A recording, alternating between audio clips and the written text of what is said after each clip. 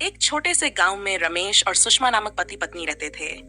उनकी शादी को 5 साल हो चुके थे और उनका जीवन सामान्य रूप से चल रहा था। हालांकि पिछले कुछ महीनों से उनके बीच छोटे छोटे झगड़े बढ़ते जा रहे थे।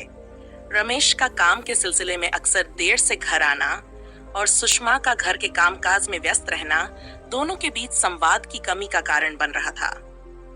एक दिन दोनों के बीच एक छोटी सी बात को लेकर बहुत बड़ा झगड़ा हो गया। रमेश ने गुस्से में कहा, तुम्हें कभी मेरी चिंता नहीं होती, सिर्फ अपने काम में लगी रहती हो। सुषमा भी तैश में आकर बोली, और तुम कभी मेरे साथ समय नहीं बिताते, हमेशा अपने काम में लगे रहते हो। झगड़ा इतना बढ़ गया कि दोनों ने एक दूसरे से बात करना बंद कर दिया। घर का माहौल बहुत तनावपूर्ण हो गया था। एक दिन गांव में एक बुजुर्ग महिला, जिन्हें सभी दादी कहते थे, ने सुषमा को उदास देखा।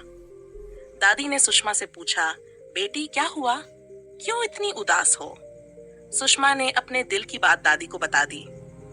दादी ने समझाते हुए कहा, जीवन में झगड़े होना सामान्य बात है, लेकिन उनका समाधान करना हमारी जिम्मेदारी है। क्या तुमने कभी सोचा है कि रमेश भी शायद तुम्हारे साथ समय बिताना चाहता हो, पर काम के दबाव के कारण नहीं कर पाता? सुषमा ने दादी की बातों पर गौर किया और उसी रात रमेश से बात करने का निर्णय लिया। दोनों ने बैठकर एक दूसरे की बातें सुनी और समझने की कोशिश की। रमेश ने कहा, मैं जानता हूँ कि मैं काम में व्यस्त रहता हूँ, लेकिन मैं तुमसे बहुत प्यार करता हूँ। सुषमा ने भी अपनी भावनाएं साझा की, मुझे भी तुम्हारी बहुत याद आती है। हमें एक दूसरे के लिए समय निकालना चाहिए। इस बातचीत के बाद दोनों ने मिलकर अपने जीवन में बदलाव करने का निर्णय लिया। रमेश ने अपने काम का समय सही से मैनेज करना शुरू किया और सुषमा ने भी अपने समय का संतुलन बनाकर रमेश के साथ समय बिताने की कोशिश की।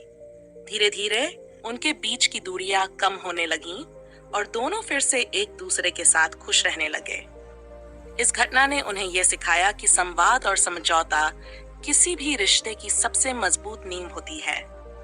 इस कहानी से हमें यह सीखने को मिलता है कि रिश्तों में झगड़े होना स्वाभाविक है, लेकिन उन्हें सुलझाने का प्रयास करना और एक दूसरे की भावनाओं को समझना सबसे महत्वपूर्ण होता है।